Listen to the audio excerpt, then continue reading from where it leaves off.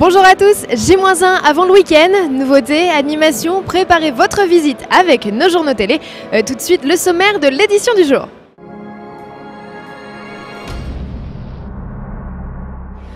Tout d'abord, nous vous proposons une halte sur le stand Audi à la rencontre de l'Audi A3 Sportback. Direction ensuite le stand Porsche pour découvrir le Cayenne S Diesel.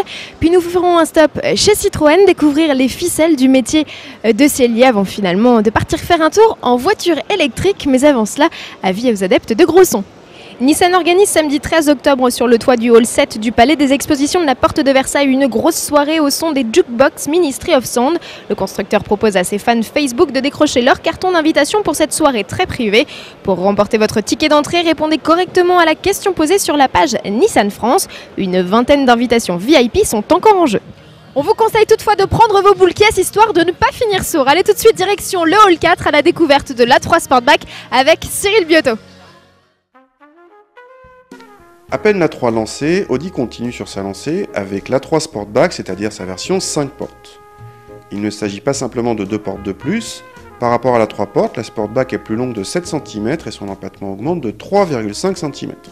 Côté motorisation, on retrouve les blocs de la 3 portes qui commencent avec un petit 1,2 litre TSI de 105 chevaux pour le prix d'appel, jusqu'au 1,8 litre TFSI de 180 chevaux.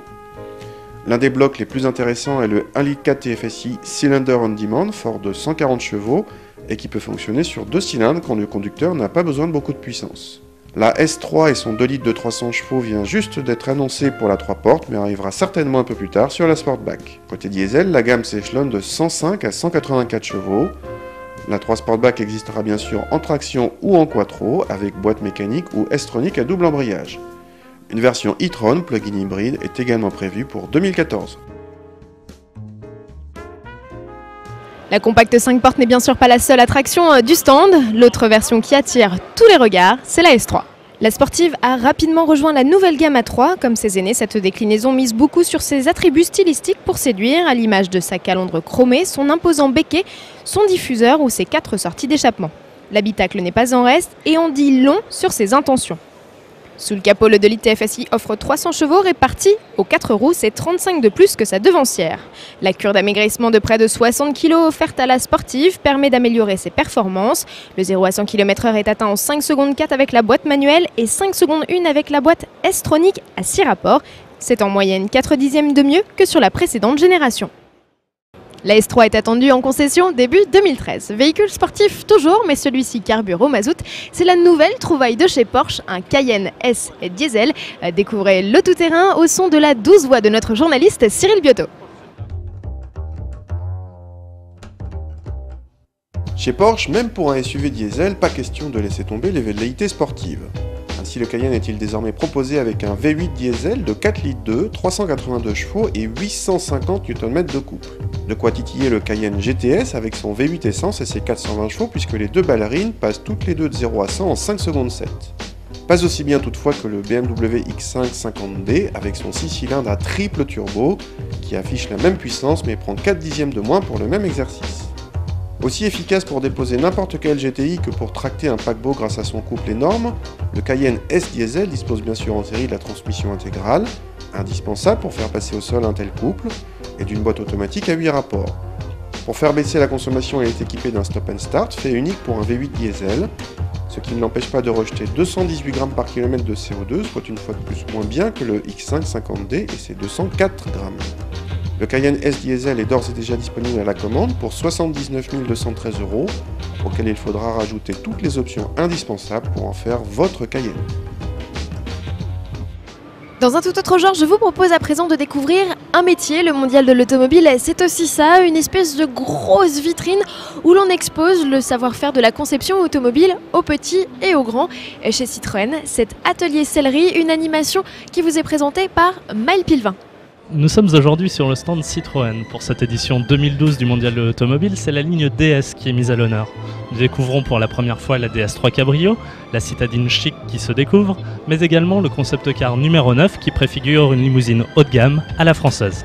C'est cette ligne DS qui justement tire le constructeur français vers le haut et affiche sa volonté de monter en gamme avec pour cible les standards que l'on trouve outre-Rhin. Cela passe aussi bien par un design séduisant à l'extérieur que par une qualité intérieure irréprochable. Citroën a dépêché sur place ses meilleurs artisans selliers, ceux qui travaillent habituellement à l'ADN, le centre de style de PSA. Gérard Campos, sellier de style, nous explique les différentes étapes de son travail.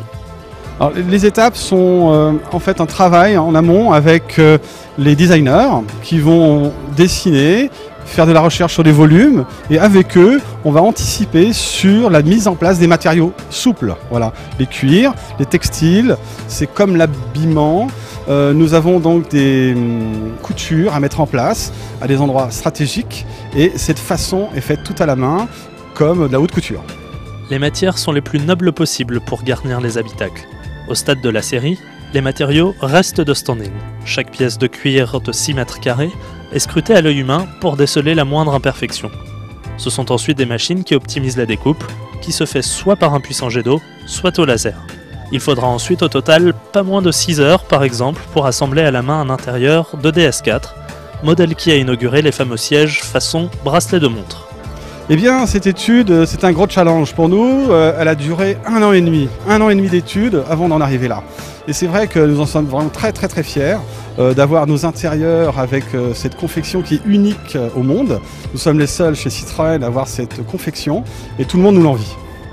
Le montage de ces sièges se fait à partir d'un seul et même morceau de cuir, savamment plié puis cousu avec soin, donnant cette illusion de tressage. Les selliers présents sur le stand se feront un plaisir de vous expliquer avec précision le montage et leur technique de travail. L'occasion de s'essayer comme nous aux assemblages de cuir ou encore à la surpiqûre sur un véritable volant de DS5 qui, outre la vitesse d'exécution, ne s'avère pas si sorcier que ça. Enfin, pour étendre son savoir-faire comme des grands noms italiens le font déjà sur leurs voitures d'exception, Citroën décline également son travail de sellerie sur des objets dérivés. La fameuse finition bracelet de montre s'invite par exemple sur un siège bébé, tandis que sont exposées des pièces uniques de bagages estampillées du logo DS. Finalement, le luxe à la française a encore de beaux jours devant lui. De la bagagerie que l'on devrait retrouver très prochainement en vente à grande échelle. Allez tout de suite, un autre reportage, c'est la piste d'essai des véhicules électriques et hybrides. Une animation gratuite contestée pour vous, Quentin Charnollet et Jean-Philippe Péden. Au mondial de l'automobile, les modèles sont observés, touchés parfois, mais rarement essayés. Si vous souhaitez passer au volant, rendez-vous dans le hall 2.1 sur la piste des véhicules électriques et hybrides. Nissan Leaf, Smart Fortwo ED ou encore Opel Ampera stationnent aux abords d'une piste indoor. C'est le moniteur qui prendra les commandes le premier pour donner ses consignes, puis vous passerez conducteur pour un petit tour en extérieur. Anna Boutard, responsable de l'animation, nous explique les formalités d'inscription. C'est ouvert à tout le monde. Il faut venir se présenter donc à notre desk d'accueil avec son permis de conduire, 21 ans et 3 ans de permis. Et on vous emmène en essai accompagné d'un moniteur qui est du côté passager pour expliquer donc au grand public le fonctionnement, les recharges des voitures électriques et hybrides. On invite les visiteurs à venir nous voir dès qu'ils arrivent, puisque victime de notre succès, vers 14 h, on n'a plus de disponibilité sur toute la journée. Donc il faut plutôt venir le matin pour être sûr d'avoir un slot disponible. Les essais électriques et hybrides durent respectivement 20 et 40 minutes, départ et retour depuis la piste indoor. Mais d'autres constructeurs ont décidé de prendre les choses en main de manière indépendante. Quentin Charnollet est dans le hall 1 chez Mia Electric. Chez Mia Electric, autre acteur efficient du Mondial de Paris, il est possible d'essayer une des voitures. Nous avons emprunté une des Mia garées juste derrière le stand pour la confronter aux conditions de circulation parisiennes.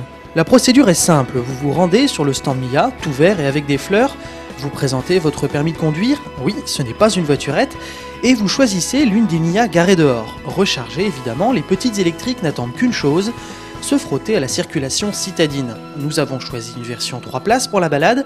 Immédiatement, notre coloris vert pomme attire les regards, des intrigués, des curieux et peut-être aussi des envieux. La petite se faufile sans aucun problème, la position de conduite au centre est un régal pour bien appréhender le petit gabarit de la Mia. Ce baptême est aussi une bonne occasion d'essayer non pas la voiture de demain, mais bel et bien celle d'aujourd'hui. Je vous redonne les points de rendez-vous pour partir en balade dans le hall 2.1 pour les véhicules hybrides et électriques, excepté la Mia, dont la prise de rendez-vous se fait ici, dans le hall 1. Tout de suite, c'est l'heure de l'interview RTL Auto Plus du jour. Marie-Christine Cobé, présidente du groupe Volkswagen France, répond aux questions de Christophe Bourroux et Laurent Capello, au cœur du débat les femmes et notamment les hôtesses. Alors justement, est-ce que c'est un atout d'être une femme dans l'industrie automobile qu'on sait largement dominée, pour ne pas dire autre chose, par les hommes? Est-ce que ça vous a aidé? Est-ce que ça a été plus compliqué? À quoi ça vous a servi, si ça vous a servi à quelque chose? Oui, bah, bien sûr, ça va servir à quelque chose. Je vous réponds tout à fait. Si c'était à recommencer, je recommencerais. C'est un atout. Je ne sais pas, c'est un enjeu en tout cas. C'est réellement un enjeu dans le sens où effectivement, il faut systématiquement prouver que vous êtes apte à gérer finalement le sujet, les préoccupations qui vous a été données. Vous savez, il y a toujours un moment de surprise, effectivement, quand on a droit finalement à un environnement un peu différent, donc avec une femme ou plusieurs femmes. Et puis ça dure quelques secondes et après on est logé effectivement à la même enseigne. Alors nous sommes au Mondial de l'automobile, il y a beaucoup d'hôtesses sur les stands, beaucoup de femmes hurlent en disant mais c'est scandaleux, l'image de la femme est dégradante. C'est votre position également? Alors c'est totalement ma position. Et si je pouvais faire quelque chose sur le sujet d'ici, en tout cas la fin de ma carrière professionnelle, j'avoue, je rerais dans ce sens-là. Je pense qu'il y a beaucoup de choses à envisager, des clichés sur lesquels il faut revenir. Pourtant vous en avez sur vos stands. Il y en a, mais enfin voilà, je n'ai pas remporté toutes les guerres dans ma vie professionnelle encore. Ce sera peut-être la dernière. Pourquoi? Qu'est-ce qui vous agace avec ces hôtesses sur les stands? C'est plutôt sympa pour nous. Pour vous les hommes, c'est très, très très sympathique. Pour nous les femmes, ça l'est beaucoup moins. Somme toute, il y a quand même 50% de femmes qui achètent des voitures. Je ne pense pas qu'elles soient séduites par ce cliché. Et pour les hommes, je pense que finalement, seul le produit est roi. Donc, mettons en valeur nos produits et c'est ça qui me semble extraordinaire. D'ailleurs, elles sont différemment mises en exposition selon les marques. On est plutôt assez fair sur le sujet. Retrouvez l'interview sur le site rtl.fr et autoplus.fr ainsi que la dizaine d'autres diffusées durant la quinzaine. Ne manquez pas demain notre ultime JT en direct du Mondial. Salut à tous.